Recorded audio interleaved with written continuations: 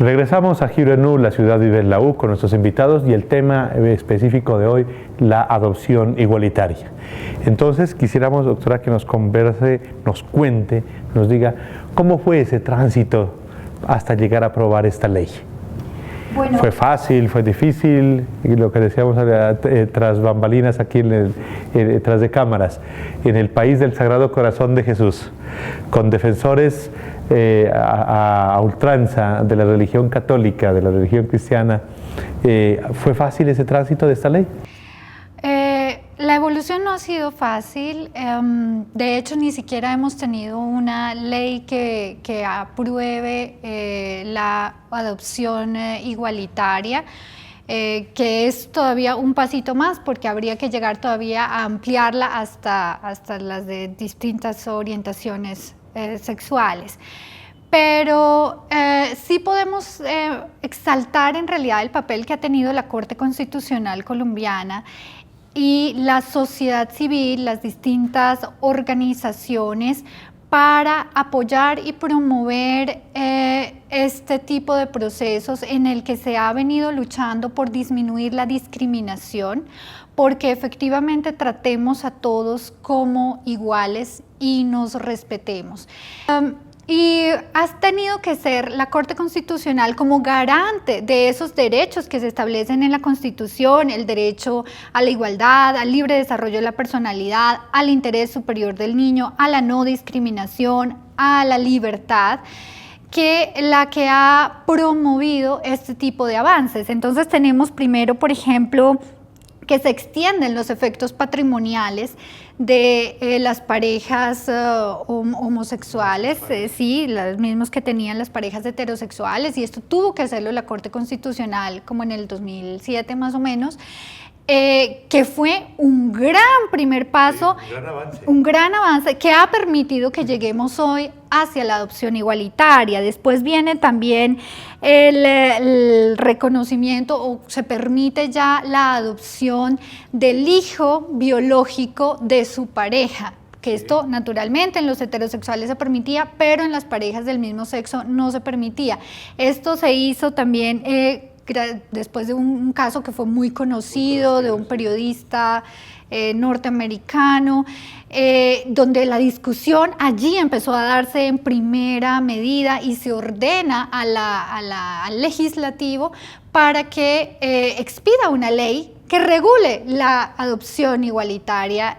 2012, 13, 14, 15, que ya se acabó y esa ley no ha sido aprobada, se ha discutido, hubo muchos proyectos, pero precisamente es la presión de la comunidad, de los distintos miembros, porque hay a favor y hay en contra, quizá lo que ha impedido que se expida la ley, y entonces tiene que ser la misma Corte Constitucional la que con el fin de proteger y garantizar los derechos, pues recientemente entonces reconoce la adopción igualitaria, y de manera muy particular, porque este mismo año en febrero se pronunció en contra, ¿no? Pero aduciendo que el razonamiento pues era diferente, que cuando se presentó en esa época la demanda se hizo teniendo en cuenta el punto de vista de las parejas, lo que comentábamos hace un momento, es decir,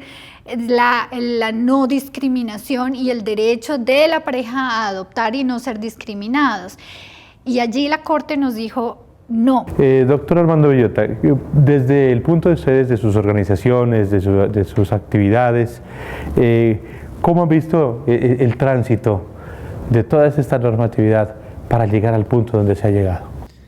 Quienes estamos interesados en hacer una reconstrucción de la memoria histórica de nuestro país, nos hemos dado cuenta que el Estado colombiano y todas sus instituciones, todas sus entidades tienen una deuda grandísima con el sector LGBTI, porque han sido partícipes en la invisibilización de los derechos y las necesidades de un sector que no es minoritario, es un grupo poblacional inmenso en nuestro país, sino que se haya escondido por el miedo al rechazo, a la discriminación, a que se le...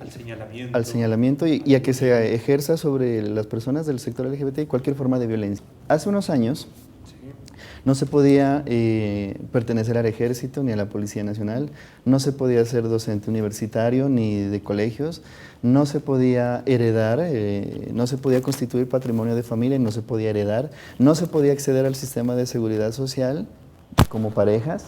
Ahora ya toda esa evolución jurídica se ha dado por vía de la jurisprudencia. De la jurisprudencia, claro.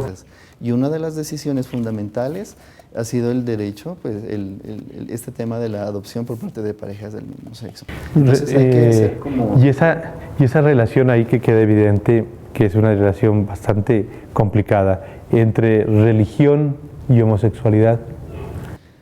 Pues a ver, afortunadamente tenemos casos de que también la postura fuerte ha ido cambiando porque tiene que ir cambiando. La religión tiene que evolucionar así como evolucionan las comunidades, como se reconocen los cambios sociales. Nosotros vemos que ya tenemos un papa de la Iglesia Católica que ya ha empezado a moderar su lenguaje. Su postura. Ha pedido perdón por los abusos que ha cometido la Iglesia. Pero recordemos que todavía falta mucho por hacer porque... Pero es que no creo que vaya a ser fácil, ¿no? Es complicado porque, miren, hagamos una cosa que yo generalmente cuando expongo esta clase de temas tengo que hacerlo público porque es así. Miren, uno de los cambios que se ha dado legislativo es que, como usted lo mencionaba, el enfoque diferencial en el caso de la ley de víctimas reconoce también a la población LGBTI. Personas que fueron asesinadas por diferentes circunstancias de violencia en este marco del conflicto armado que vive nuestro país, y mucho de esos asesinatos fueron cargados por los discursos de odio que en muchas ocasiones se dieron desde los púlpitos. ¿Será que, desde su punto de vista, será que falta mucho tiempo como para que ese mandamiento que no desearás la mujer del prójimo se transforme en no desearás la mujer del prójimo ni a tu prójimo?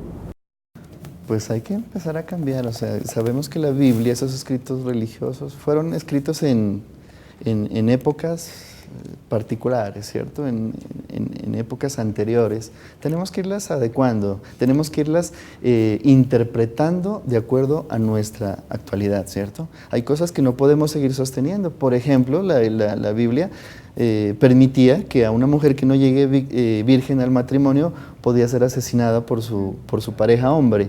O sea, nosotros en la actualidad eso lo concebimos ya fuera traída de los cabellos. Entonces, miren, hay cosas que han sido mal interpretadas dentro de la iglesia. Bueno, para terminar, quisiera que usted, doctora, frente a este tema de la adopción igualitaria, ¿qué mensaje le trasladaría a la sociedad pastusa?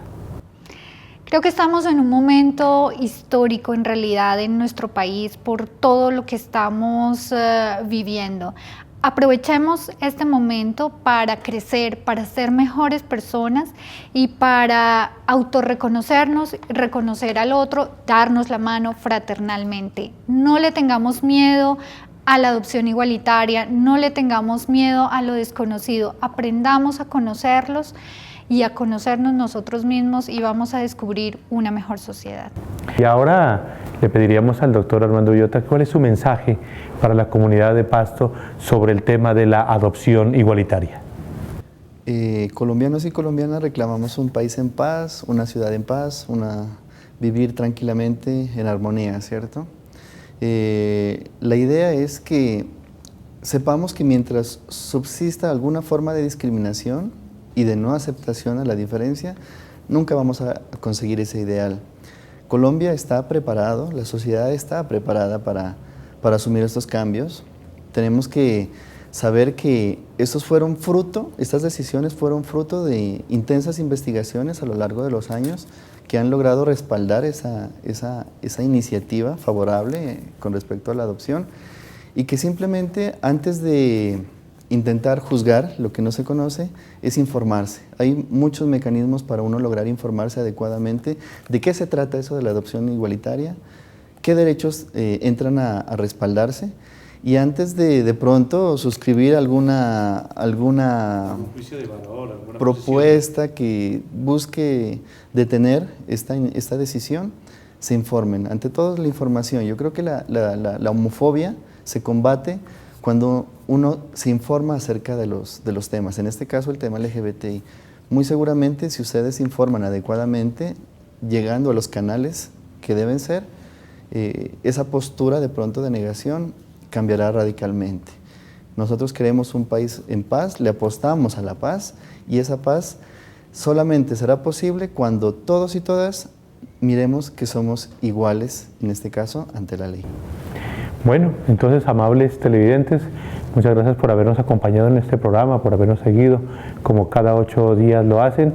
A ustedes, nuestros invitados, muchísimas gracias por haber estado con nosotros, y les prometemos que en la siguiente semana vamos a tener la continuación de este programa, porque hay mucha tela que cortar, hay mucho que conocer sobre este tema de adopción igualitaria, y comprometo de una vez aquí a nuestros invitados a continuar en un siguiente programa para que nuestra población conozca de primera mano, conozca ojalá a profundidad, y si no, que por lo menos le quede una noción, un concepto claro de lo que es la adopción igualitaria, lo que son los derechos de las poblaciones minoritarias, de lo que son los derechos de las poblaciones que han sido históricamente segregadas, históricamente discriminadas, y que gracias a los principios de la posmodernidad y la jurisprudencia se han abierto un espacio en medio de nuestras sociedades y reclaman para sí de manera justa, de manera clara, de manera transparente,